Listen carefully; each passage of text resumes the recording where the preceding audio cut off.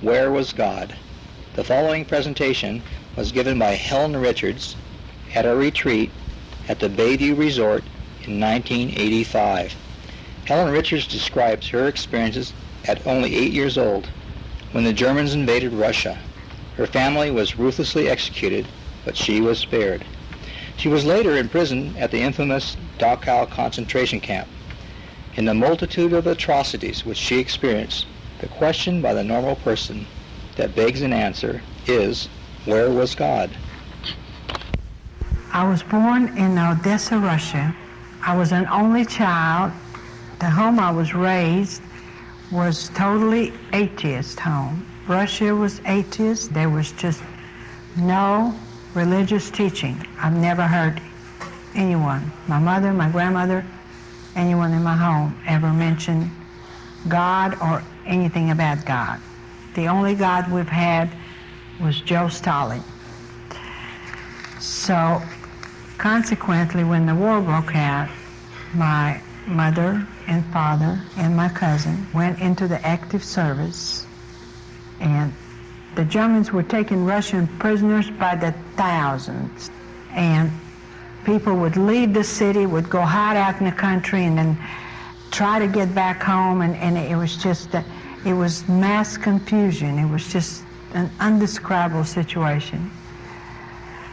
At one of those times when we were in a country, we were hiding in a hut, and people were thrown together, total strangers, and in a matter of time, they were not strangers. You didn't know their name, you didn't know where they came from, but you had a bond. You were all surviving to live.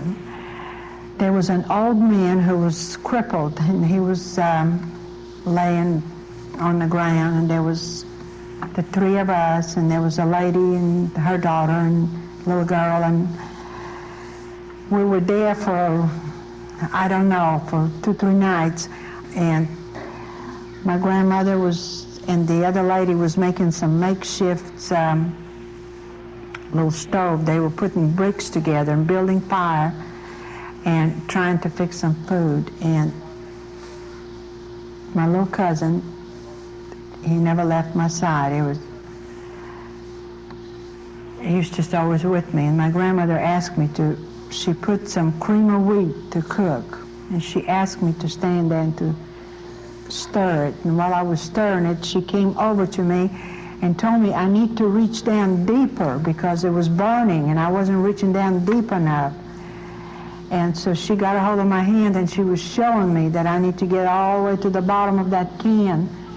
And as she did that, an artillery shell hit our hut, and that man was blown in 100 pieces. The lady was dead. The child was gone. Only the three of us and the cream of wheat were standing there. It was amazing. We couldn't hear for 2 weeks due to the artillery shell fire, the loud noise, but we were there and never, and you know, when I think back, never once anyone said, you know, God spared us. I would like to remember now what I thought, but I don't know what I thought. We was just lucky. And finally the fighting did die down, and the Germans came in very victorious and very powerful, and things were beginning to quieten down, except in the meantime, somebody from the Russian underground blew up a Jeep, and 4 German soldiers got killed. We were again in another dwelling. There were people, there was just full of people in there, strangers and children and old and young, and finally, as it did get quiet, we started getting out outside, and children were getting out outside, and my cousin and I went out outside, and we found a dog. The dog followed us, and we brought him back to the hut. And everybody was just having a fit. We didn't have enough air to breathe ourselves. We didn't have enough food. We didn't need a dog inside, and somebody let out the door, and the dog was gone. Well, I had grown up with the dog. We had a dog before the war, and I was worried about that dog. We went out to look for the dog. My grandmother went out to look for me, and the German high command in that town, after the Jeep was blown up, had announced to the loudspeaker that retaliation has to be made. We were in a ditch looking for our dog when a truck drove up, went into our hut. They took out every man, woman, and child while we watched in the ditch. My grandmother was holding Vanya's mouth so that he wouldn't cry out. They took out machine guns. They killed every person in that hut. And they went on down and down and down until their number, that whatever they had decided, was satisfied. The other night, I had some dinner with my friends, and he asked me, he said, Helen, you know, outside the fact that God spared you, why do you think? I mean, what? And you know, I had all sorts of reasons, but what other reasons? There aren't any, you know. I don't know of any. I just really can't think of any. Anyway, after that, things were getting back to normal, and everybody that could was getting back to their homes. The three of us returned to our city. We lived in an apartment, and things were kind of getting to normal. I guess you might call it to normal. The High Command set up their military government. One of the first functions that they did, they erected a ghetto. They made Russian people move out of a certain section of town. They put barbed wires, and all the Jews had to move out of their home and move into the ghetto. Our city had about 50,000 Jewish population. In the daytime, they would, of course, they had to wear the Star of David in the front and in the back, where that each and every person could see coming and going who they were. And in the daytime, they would get out to do their functions. They would do the cleanups. They do everything what the Germans had them to do. And then at night, they would have to get back into the ghetto, and it would be locked up till the next day. In the meantime, the weather was getting cold, and my grandmother told me that I was going to have to find Mr. Weinstein was the name. He was a tailor. That we would have to go into and find him because they had had a coat of my mother's that they were making it over for me. So I took Vanya and we went into the ghetto in the daytime and we looked for them, which if you can picture when you take that many people and you put them in an area, there was 4 or 5 families together in one place, in one home. We went from place to place looking and asking for Mr. Weinstein and Mrs. Clara, as his wife was called, where we could find them, where we could pick up my coat. We finally found them, which it was getting dark. And when we got ready to leave, the ghetto was closed and we couldn't get out. The German High Command chose that night to kill 50,000 Jews in my hometown. The floodlights were lit up. It was like daytime. They were dragging out people from all the houses. They were pulling them out, they were dragging them out, they were making them undress. And they were screaming, and they was crying, and there was a chaos, and most of those Germans were half drunk. They had to be in order to perform what they were performing. And when they got to the house where we were, they were dragging everybody out. There was just so many people.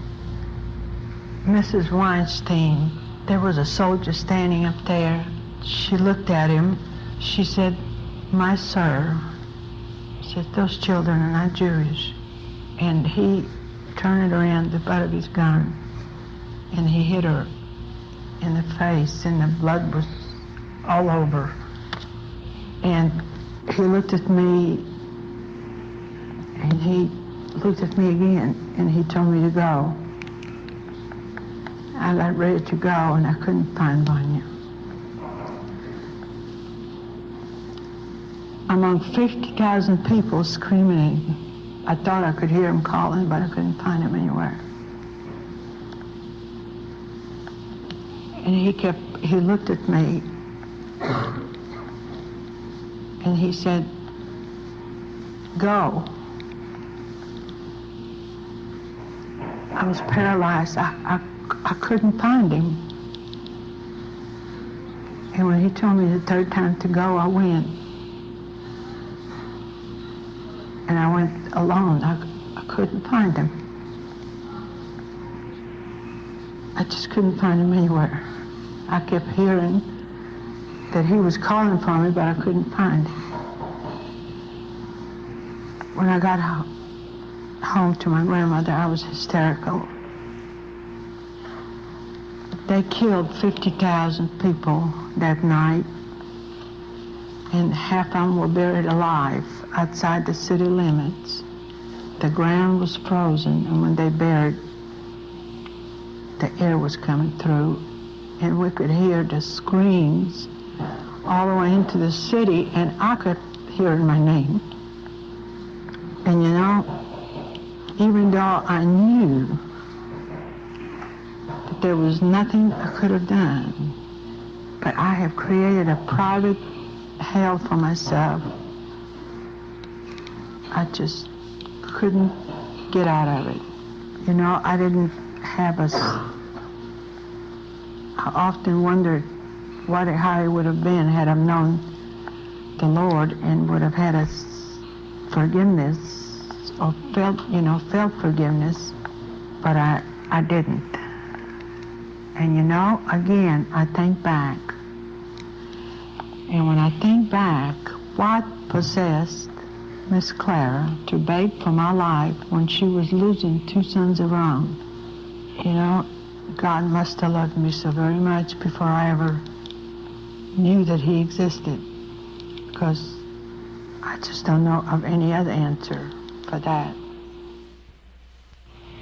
The camp that I was in the name of it is Dachau. How I got to Dachau was, I was in the underground, not by choice, but things were getting really bad in Russia, and the underground was very active, and they were using children. They were trying everything to sabotage as much of the German occupation as they could. And consequently, I was caught, 19 others were caught, and we were sent to Dachau. We traveled in a cattle car for 43 days. The train would stop, they would throw out the dead, and we would keep going. When we got there, we were put into the delouse stations. All of our hair were cut, and the women were in one place. The women that had children, the children were taken away from them. Men went to another place. And I guess I could stand here for hours and tell you that each day was new horrors. I was moved into a medical experimental barrack for 2 weeks. I was given some type of drug, I don't know what it was. Why I was let back out, I don't know that either, but I do now. I was in Dachau for 11 months. One night, they came and they got about 10 of us out of the barracks, and they was telling us that they was taking us to a delousing station, which that's what they told the Jewish people. They were taking them when they were taken to the gas chambers, but they took us to a delousing station. There were about 100 people, and We were deloused. Our clothes were, our hair was cut again, and we were put on a train. We were on the train for about 2 days, and we arrived in a little village by the name of Scheifling, which is in Austria, and it was a labor camp. It was hard to describe just exactly what we felt, because it was like getting salvation, because we knew we were at a death camp.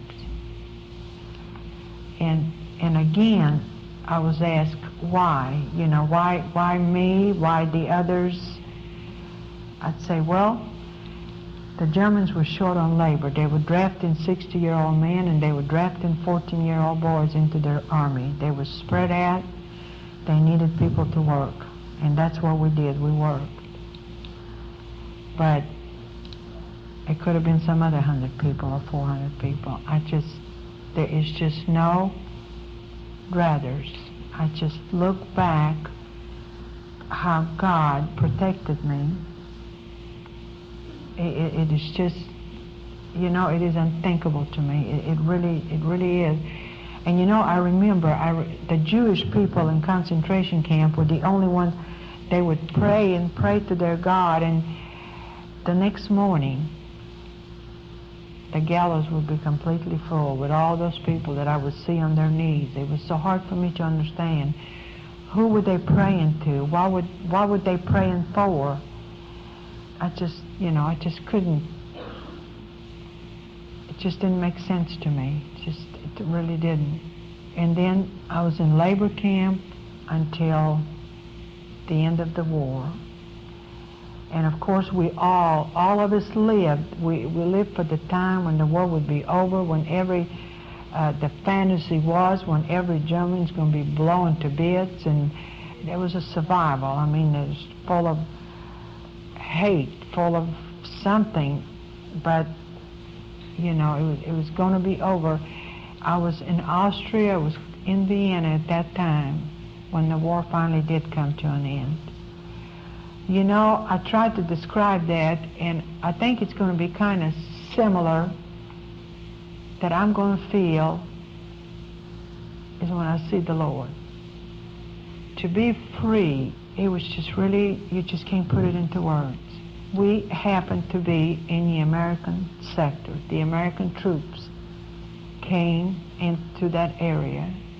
You just can't imagine that rejoicing and that happiness that we have felt. And the process started for all the people to return home. It was a big undertaking to get all people to get them to their respective countries. There were so many Russian people in Germany, and the first transport was ready, and it was ready to go. I was not on it. There was so many of them left. The next transport was supposed to be whenever it is got ready, because there was a lot of work to be done and a lot of processing to be done. And so about a month later, 7 people escaped from that first transport back to the camp where we were. The Russian government was the only government that didn't accept their people home. They took the train and routed that train to Czechoslovakia, to another camp, because they didn't know how much influence, how much have we absorbed of the German culture. I stayed in Germany. There was an organization formed that was called UNRWA. They took care of all displaced persons. We were given jobs. We were sent to school. We were fed. We were just beginning to live. We were not forced to do anything we didn't want to do. And needless to say, there were lots and lots and lots of Russian people that chose not to go back to camp. So consequently, I started working for Americans. Started working as an interpreter between the German and American, and I met an American officer, and I married him. I married a man 24 years older than myself, and I came to the United States December the 7th, and Christmas music was playing everywhere, and I was just so overwhelmed. I still never stopped, never thought about God brought me all the way from Dachau to New York. I guess maybe I thought that I was lucky. I just survived by the wits of whatever it is that I thought I had. I don't know. We went to Georgia, and things were kind of getting from bad to worse. My husband would drink a lot. My English was bad, and it was just not what I thought it was going to be. I had 2 children. My marriage lasted 7 years, and then it was over. It was over, and then my husband, consequently, he died later. And 2 years from then, I met Lou. And for the first time in my life, I loved somebody so much that it was just, it was just really hard to describe. We moved from Georgia to San Antonio. And then, but prior to that, I had Chris, and that was one of the biggest joys of my life. And I didn't really think that anything was missing in my life, but I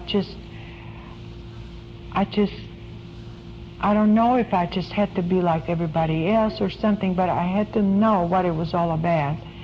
And then some friends of ours invited us to church. And my heart must have been open. The words must have been right, because for the first time when I listened, it didn't have to make sense to me. When the preacher asked, "Where are you going when you're going to die?" It just kind of got me to thinking. But most of all is the after. People come to visit. People offered to teach me the Bible. There were some wonderful friends of ours. They would come every Tuesday night. Both he and she would come. And one Tuesday night I said, "Where's Joe? How come she didn't come?" "Well, she's got company for dinner, and they're having dinner." Now, I couldn't understand how Charles would leave his company for dinner and come and teach me something about the Bible. And then, consequently, out of all this, out of not so much the Bible, because the Bible really didn't mean anything to me, because I really had no idea who the author was. And then, then I prayed, my whole family, we all prayed to receive the Lord. I was doing everything that was good, but you know what? I think back, and it was so easy. I had a wonderful family.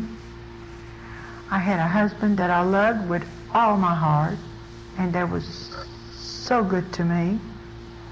I mean, God was wonderful. He's given me so much. He brought me out of there, and it was giving me everything. But the only thing that I couldn't understand, and that every time that I would hear it preached, love God first,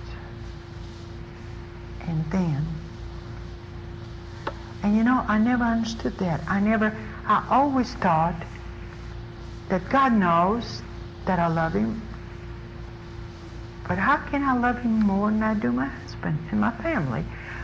I pushed it in the back of my mind. I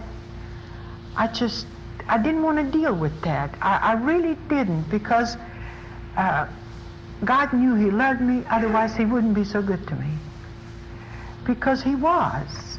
You name it, and I had it. It was just, and I did, and I gave him the glory. I was doing all the good works. I was, anybody was sick, I was there. Anybody needed anything, I shared everything I had. So he knew that I loved him, but did I? I just could never come to terms that, did I really love him as much as I did my family and my husband. And then in 1975, we got a transfer and we came to Little Rock. But we came to Little Rock and we looked for churches and we couldn't find it until we met Mickey Grigsby. And that was a wonderful experience. And then we started fellowship. And it was great. It was just wonderful. And then 2 weeks after my birthday, my husband announced that he's leaving. You know, I don't know. I think that was one of the hardest things that I ever had to cope with. I just couldn't understand. We've been married for 24 years. And right away I couldn't understand why would God bring me out of all this for that? Because for me, I know that for all of you up here, it's hard to make a comparison between Hitler's concentration camp and the divorce. But to me, that was the worst than concentration camp has ever been. In concentration camp, I was young. It was not a personal thing. There was everybody else. I wanted to survive. But this time, I wanted to die. I went through a time that everything I did, I don't think was rational. My heart hurt. I was afraid. My soul hurt. And I know that there's a lot of women out there who know what I'm saying. And I pray that the rest of you never know what I'm saying. And I hurt, and there was no place to go to hide, and there was no pill to take, and nobody could understand what I felt. I mean, I got into my shell. I was walking around and talking, but I was totally, I guess, out of my mind. I don't know. And until finally, somehow God made me aware that I can't go on that way. And I was going to a grocery store, and I came back, and the groceries were so heavy, and I carried them to upstairs, and the bag broke, and everything was all over the place, and I stood there, and again, I was feeling so sorry for me, I went in the bedroom, and I got on my knees, and I cried, and I cried, and I cried, and I said, God, if you want me to go on, you saved me for something. I know you've got a plan for me. If you want me to go on, you've got to lift that burden. You've got to make me whole again. You've got to make me be a mother, a human being. I don't know how long I was on my knees. I don't know how long I cried. But when I got up, I still had that burden, but I felt easier. And it was a slow process. And I want to tell y'all, the miracle that the Lord performed on me was much greater than the one that He took me out of Dachau, out of the ghetto. Only He and I know that. The forgiveness that He has given me so freely I was able, in a slow process, let me say that, to give back. I was able to start functioning, to accept his forgiveness for me, and to give forgiveness like I knew he would wanted me to give. My attitude has changed from for the poor me to a victory that I just can't describe to you. And I just keep remembering with the private tortures that I have lived. And when I look at this in Jeremiah 31, for they shall all know me, from the least of them to the greatest of them. For I will forgive their iniquity, and their sins I will remember no more. And you know, from all of this, what I would like to pass on to you is put the Lord first. If you're married, he will help you to be a better wife. If you're single again, he will put you in the right perspective. Whatever your situation may be, trust the Lord. You know, as it says in Psalm 18:8-9, it's better to take refuge in the Lord than to trust in the princes. Believe me, that is the only way, because I have tried them all. Thank you.